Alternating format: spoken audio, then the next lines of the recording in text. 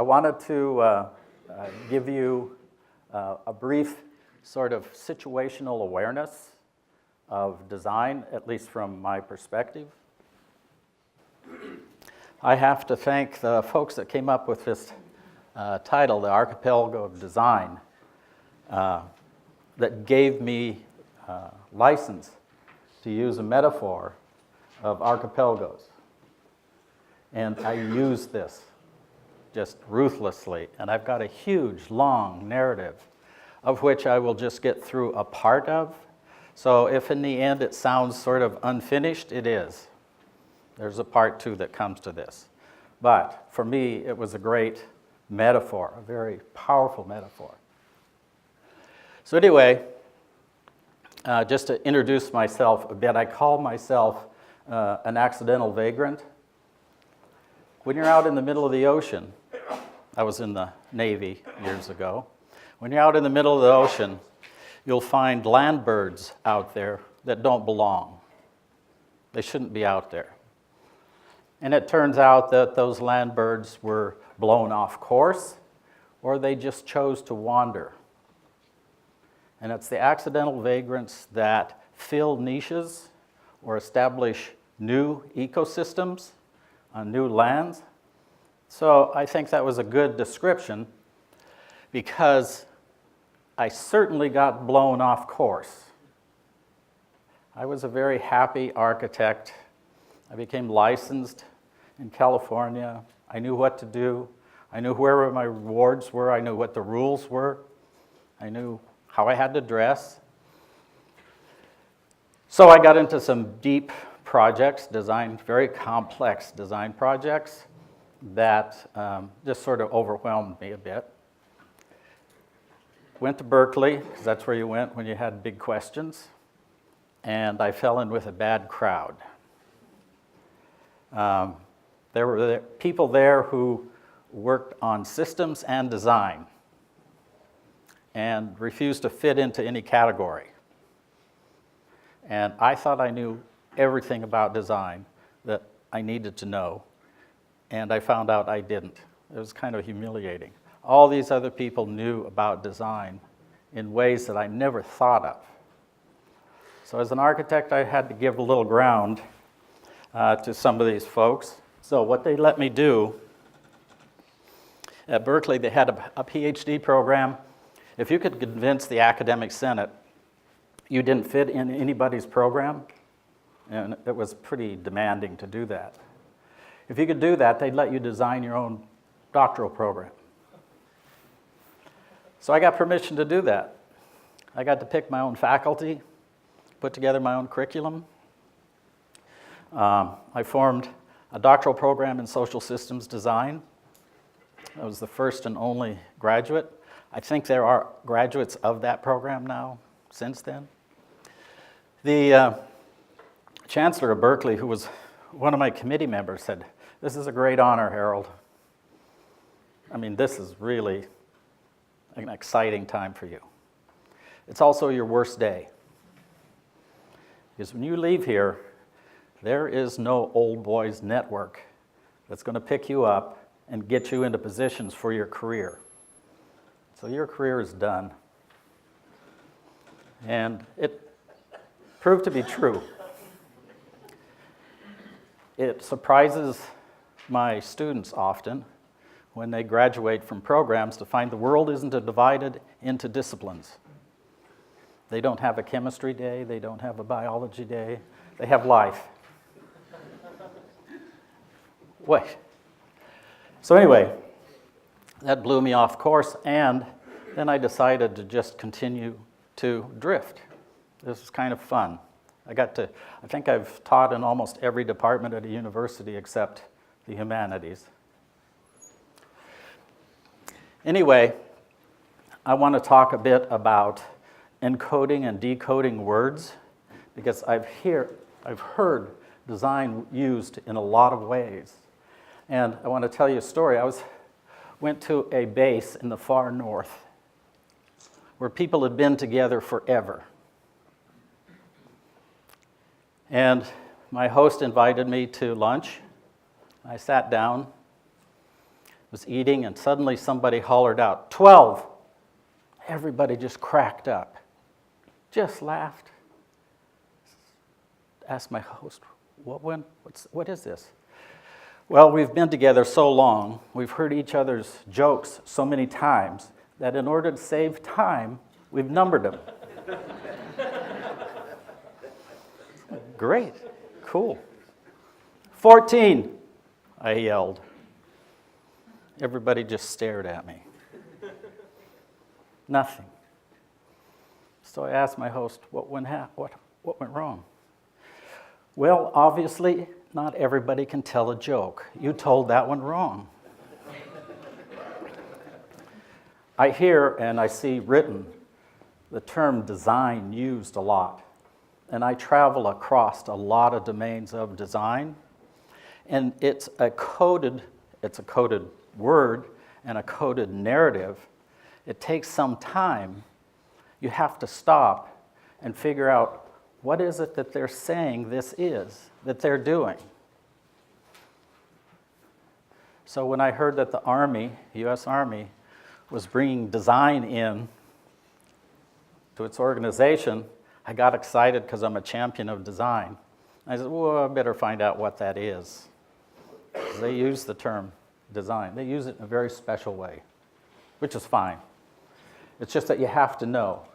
Because when somebody is writing or talking to you about design, you have to figure out which rabbit hole they're pulling you down and what warren you're going to wind up in, which is fine. You just have to know which one it is. It's very important. I want to talk as much as I can with the time about how you discern these different meanings, what people mean when they're saying design.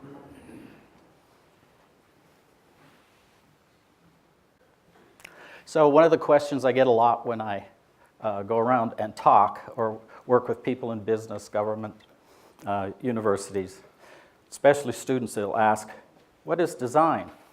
What is design? I hear it used in so many different ways. What is it? And they're kind of irritated, especially people who are newly introduced to design. So why don't you have a definition that we can work with? In order to answer them, I have to do a lot of tap dancing. I'm not going to go through this whole list. That's not the point. The point is, for instance, the reasons why we design, it's complex. This is an unending list that I have gone through talking to people. Why do you design? It's huge. I'm not going to go through it. It'll be on the exam, but I'm not going to go through it. Approaches to design. That's also complex. On the left is the list that Wiki made of all the established design fields. I sort of recognize or I've been a part of all of those. On the right are words labeled as design that have fallen off of my screen in the last 2 weeks as I was preparing for this. And there's hundreds of these, trust me. All sorts of specialized. I didn't get to the Israeli copy because that didn't come across my screen, but there's hundreds of these. What do they all mean? And how do I communicate with people in these different areas who are all using this? Another article that just came across my screen yesterday was Design Thinking is Dead. I get a lot of those. And this morning I got another article submitted saying, it's a buzzword. It's a buzzword, it's bad. I get a lot of that. So how do you communicate when there is so much dissonance around what it means?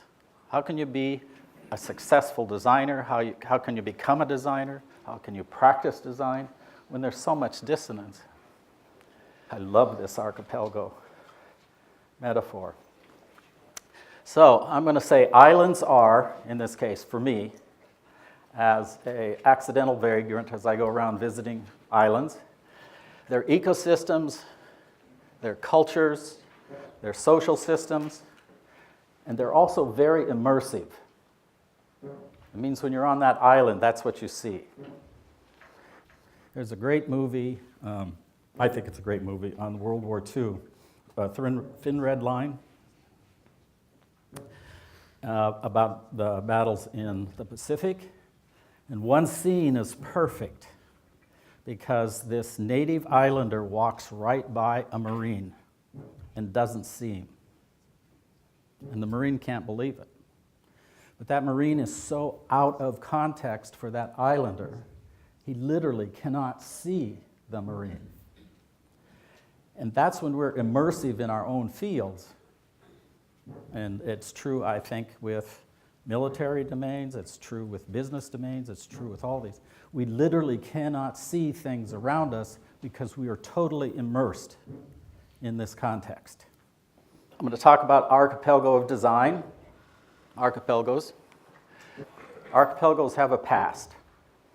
And I'm not going to talk about a past in this talk yet of design, but I'll say my understanding of the history of design goes way back to the beginning of time.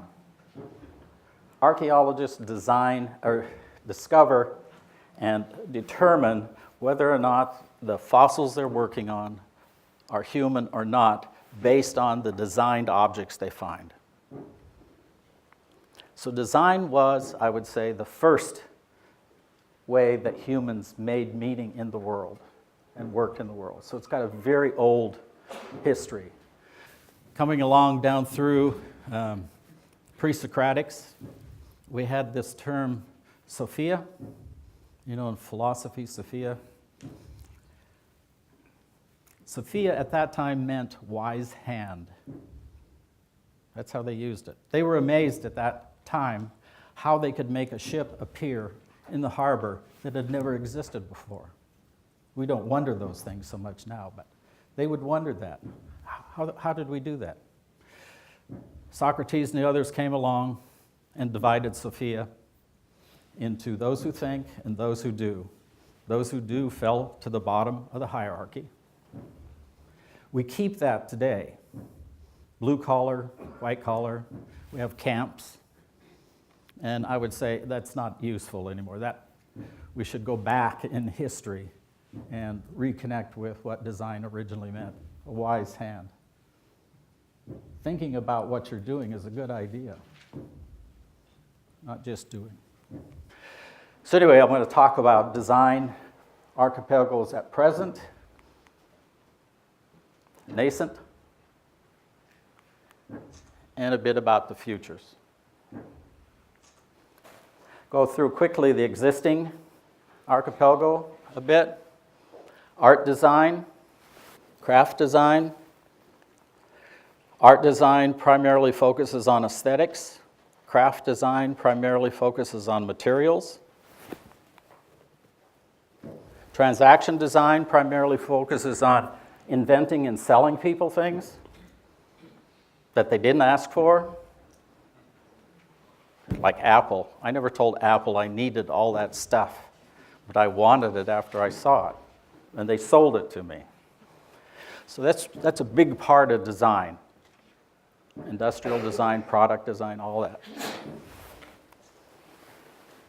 Problematized design.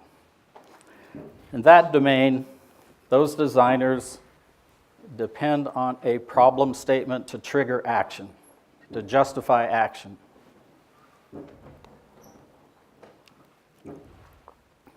I've heard problem referenced here hundreds of times, but I always hear that.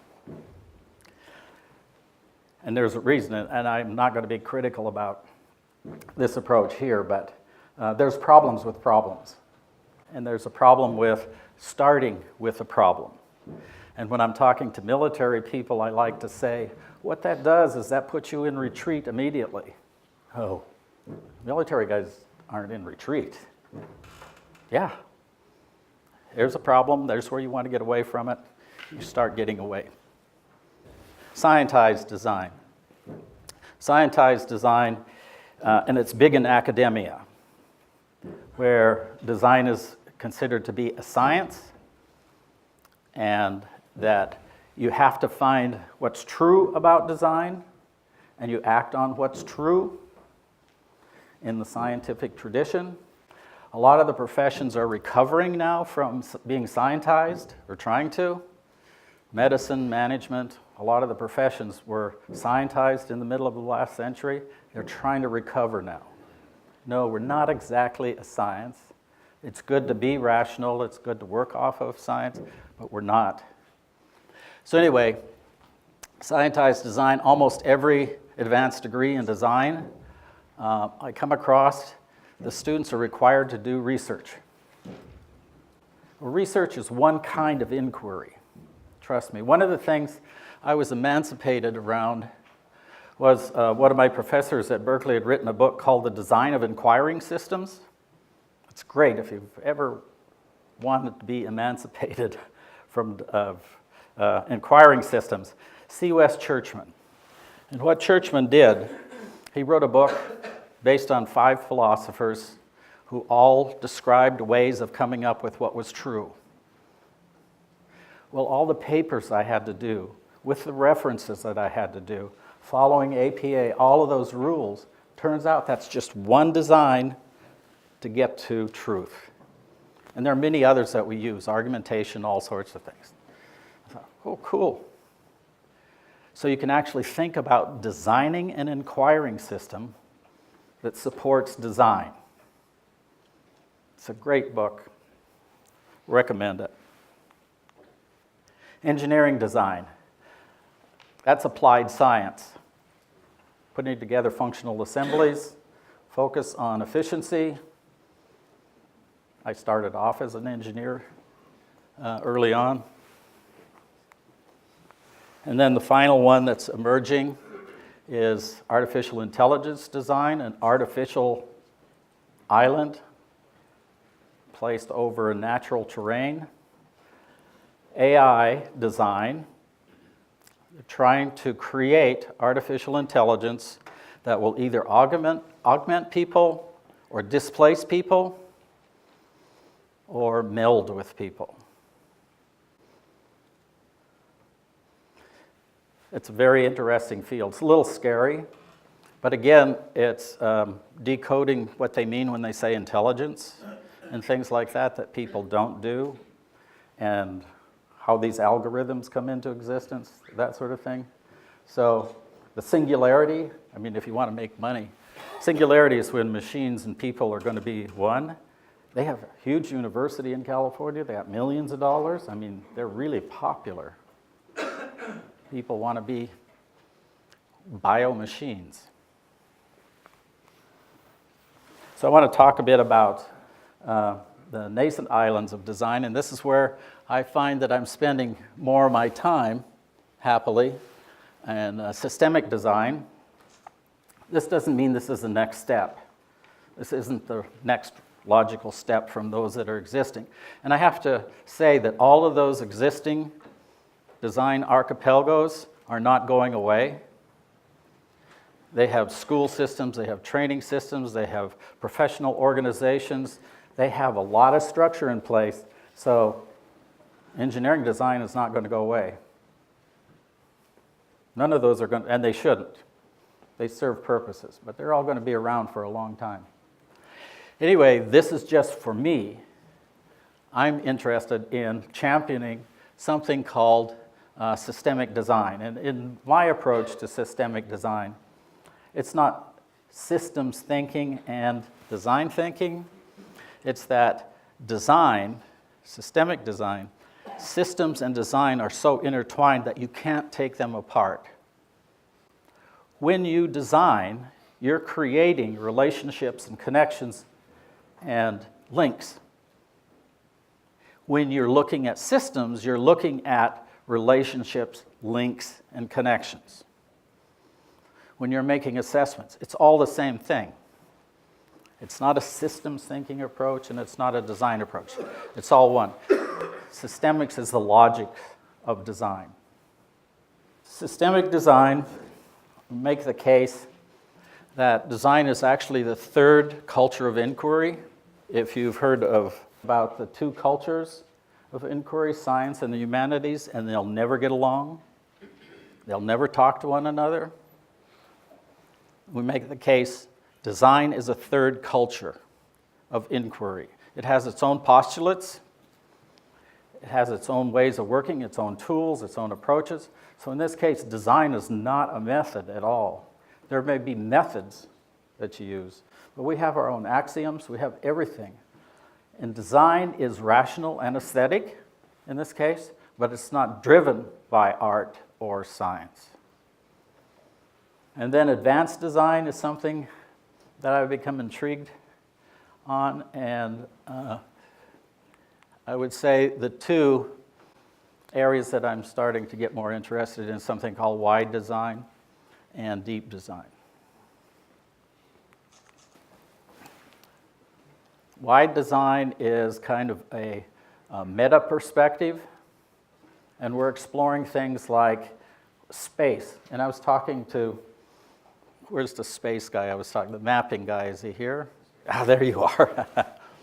Well, how interesting it is to think about space. Somebody wrote a book a few years ago called The Design of Evolution.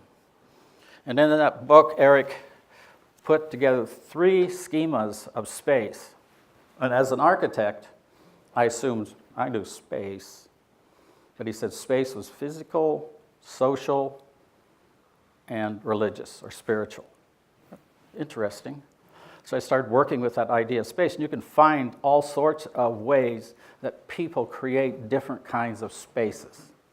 What are the boundaries? What are the containers? That increasing your perspective, multiple perspectives in this case. Hal Lindstone developed this model for multiple perspectives. It's been used quite successfully, looking at disasters, unfortunately, like the Shelter, others, Exxon Valdez. Almost everybody I run across takes what Lindstone would call the technical perspective. When you look at something, when you look at the system, you look at it from a technical, rational, scientific perspective. He said there's another one called organizational. So who's doing what and why are they doing it? Who needs to be doing? You don't get that information looking from a technical perspective. And he has another one called personal, which isn't your perspective. It's what do the individuals see in that situation. And they found out, for instance, I mean, it was more than just bad graphics. I can't remember who he is, the guy that writes about graphics and presentations. Hates PowerPoint. Anyway, they found out that it was through a personal perspective, they found out what the problem was, why those O-rings went bad. It was political, and people's fear of power and retribution in the organization. It wasn't technical, it wasn't organizational. So other people have taken that now and they've expanded it so that you have religious perspectives, you have political perspectives, you can imagine all sorts of ways of looking at these things. It's sort of like Plato's shadow on the wall. What are you really seeing? So you see all these shadows, but the habit is that we usually take the technical perspective almost immediately. It's default. Deep design allows us to look at what is the philosophy of design, what's the meta-narrative about design. And it may sound abstract, but it's really not, because we all operate off of philosophies whether or not we're aware of it. It may be default, it may be borrowed, but we all have philosophies. Philosophy is another one of those words that's coded. When people talk about philosophy, and they talk about philosophy in universities or something, 99% of the time it's the philosophy of science. Occasionally, they'll admit to the philosophy of technology. But nowadays, journals, everything, it's almost always philosophy of science. So we're saying we need a philosophy of design, because can you imagine? Designers create reality. I ask like students sitting in an audience like this, look around and how much is natural and how much is artificial in this environment. I mean, design for some reason is invisible to people in society. I don't understand, because you're in it all the time. Your memories, who you are, is often based on what's been designed. Products, places, they're all designed. So why not have a philosophy of design? Because we're creating the world. And design, I would say, co-creates reality and it guides evolution. So now we're in a new age, the geologists tell us, where there are no natural systems on the earth anymore. We can't study natural systems. Every system has been infected by human activity. It's called the Anthropocene. So if we're doing that, it seems that we ought to be aware of what we're doing and how we should be doing it better, and how do we become responsible for it. So why is design so invisible? Why is it so new? I mean, pilots get into jet aircraft that's been designed. Why is design invisible? Or the Navy gets into brand new ships that get frozen into Montreal. That's a scam. That is I want to talk a bit about the archipelagos that design islanders visit, or that are the origins of visitors to design islands. I just put together a brief schema of different human activity systems that are coherent, that we're fairly aware of. There's others, of course, but all of these archipelagos are linked to one another. They talk, exchange, they're interrelated, at least the healthy ones. When you go to visit these islands, whether you're coming from a design island or the other way, the thing that you want to watch for, that you need to know about, is you have to look for how do they maintain viability in their ecosystems, how do they manage their cultural boundaries, and how do they steer their systems, the cybernetic side. Just as an example, I will venture into the military archipelago. And if I get this really wrong, tell me. But this is where the defenders and the warriors reside on all these different islands. So when you come to one of the islands, you're pretty sure you're going to wind up facing the Haka, because they have really strict boundary control. They want to maintain the integrity of their systems, their traditions. They get pretty fierce about it, and to get past that or to gain entry takes a lot of dancing around, and you don't have to go native necessarily to get past them. You just have to show your bona fides. You have to show that you're not bringing anything that's going to destroy their systems or anything. And this is a good thing, actually, to protect boundaries. Systems need to do that. I mean, Post-it notes have become the kudzu of design islands now. They cover everything. They've smothered everything. You should be careful what you bring in. I just brought them in because I thought it was decoration. It went rogue.